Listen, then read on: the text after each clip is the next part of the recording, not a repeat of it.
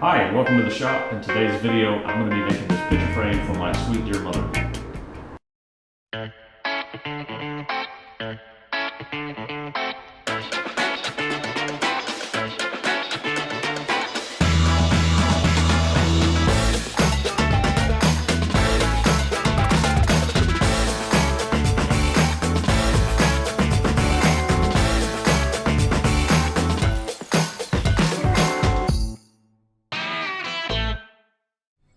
I have this picture. It's like a cartoon depiction of my mom and dad. My sister bought them this for a gift, and my mom's been asking me now for months if I would please make a frame for it, and that's what I'm going to be doing today.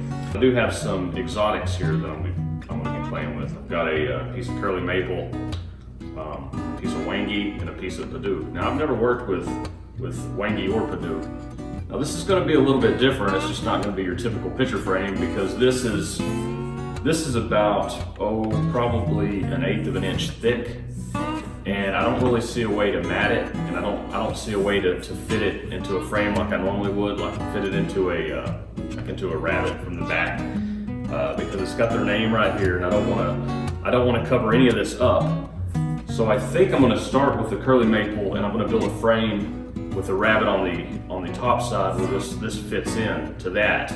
And then get a piece of glass cut and then fit that whole thing into another piece that I make out of the Padauk and the wenge. That's kind of where I'm starting. And this may change a little bit throughout this project. I'm not 100% sure, but I'm going to start with the curly maple. I'm going to go ahead and cut that down a little bit and get my frame piece ready. And we'll just start right there. I've got my fence set up 3.5 inches away from my blade, and I'm going to go ahead and rip cut my curly maple out here at the bandsaw, and I'm going to use my joiner and planer and get everything good and square.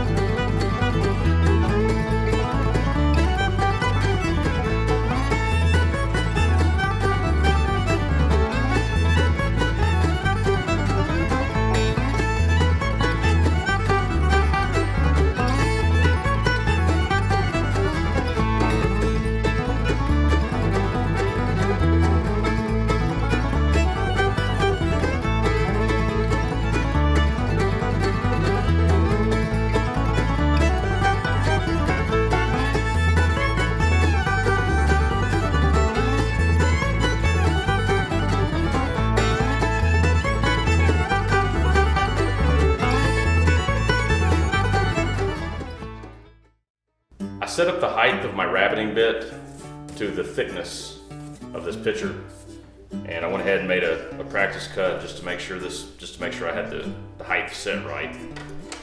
And I think that looks pretty good, and I'm going to go ahead and I'm going to put that rabbit on all of my curly maple pieces.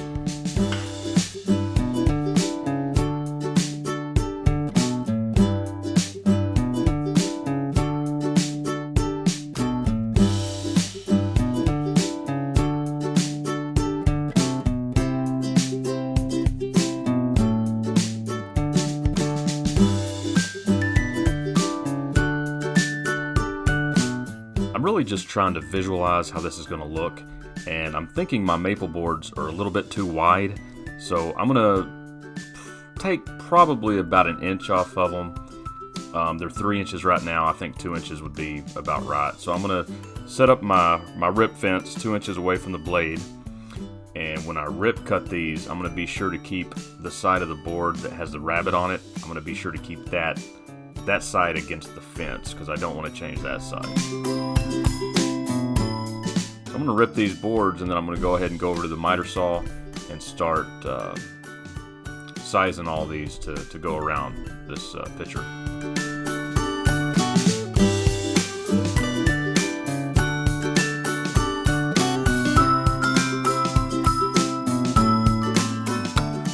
Unfortunately, I just discovered that my picture is not square, but I've decided to go ahead and make the frame square, and I may have to come back afterwards and trim that picture a little bit with a block plane to make it fit.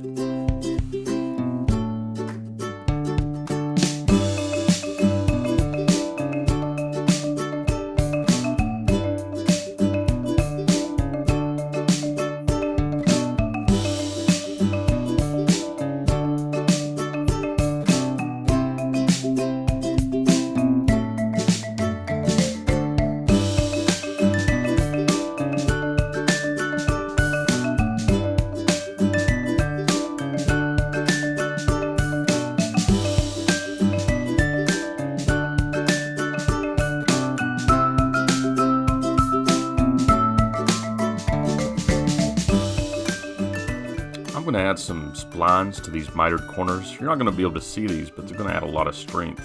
I'm adding tape to each corner to prevent tear out. Using my miter spline sled makes this a relatively easy task. I'm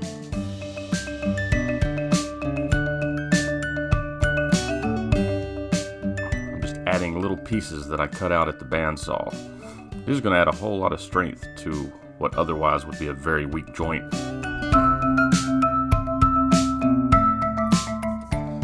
I used the bandsaw to trim off the excess spline material, and I also decided that my frame was still a little bit too wide, so I used my track saw and I trimmed off the sides a little bit more, but I didn't actually film that part.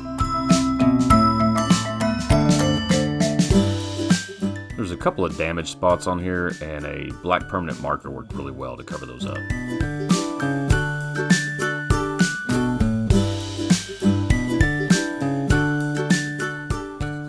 I made a decision not to use glass. I went to the local hardware store and I found this piece of plexiglass. Now this cost about $10, but it's a whole lot lighter than glass. I think it'll be a better choice. Plexiglass is easy to scratch, so I just have to be very careful not to damage this. I'm going to cut it down to size with my bandsaw, and it's got a protective film on both sides. I'm going to leave that on while I cut it there, the bandsaw, just to help protect this. And once I pull that film off, I'm going to be very careful how I handle this, because I do kind of want any scratches on it. Well, I've got my plexiglass cut down to size, and I have to say I really like the way this looks, so I'm going to stick with the plexiglass.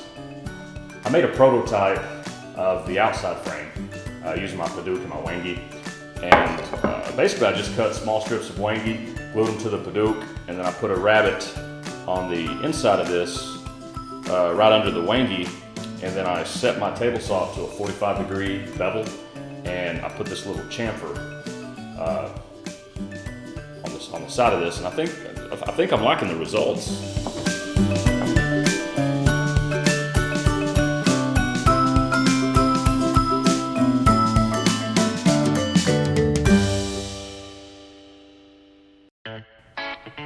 I've decided to definitely go with this design.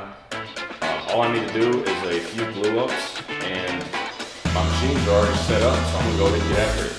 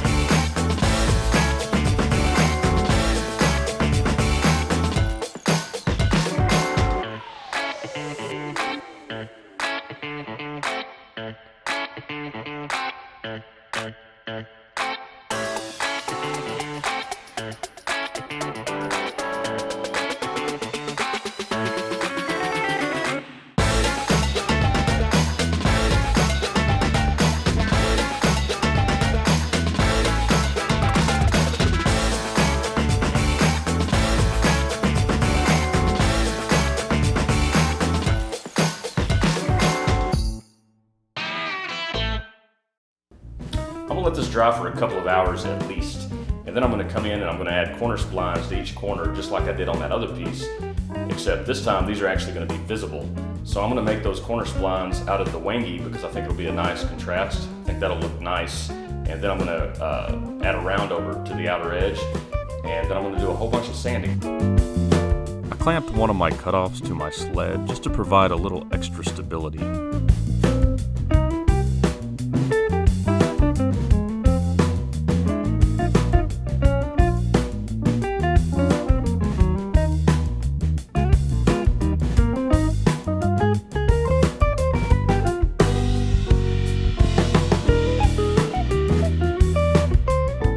Instead of adding an actual roundover, I decided just to ease the edges with my sander.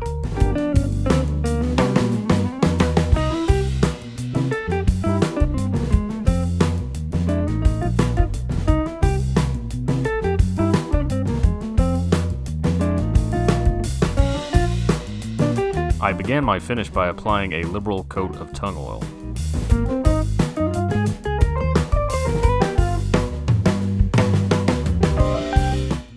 Once my tung oil is dry, I apply 3 coats of satin sheen wipe-on poly.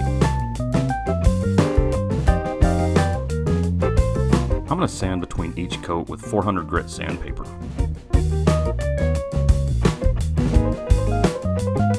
Once I'm finished sanding, I like to wipe everything down with mineral spirits just to remove any loose particles. Then I go back to the poly and I repeat the entire process at least 2 more times.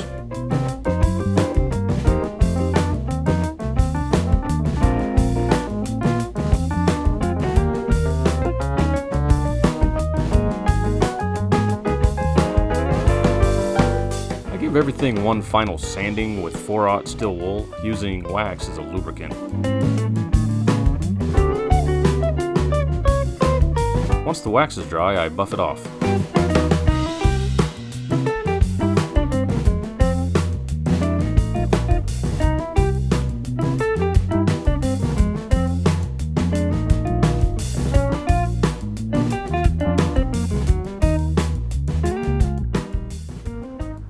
Well, that concludes today's video. I think this turned out fantastic, and I think my mom's really going to like it. If you like this video and you'd like to see more videos like it, be sure to click on the like button and be sure to subscribe to my channel for future content. And we'll see you next time.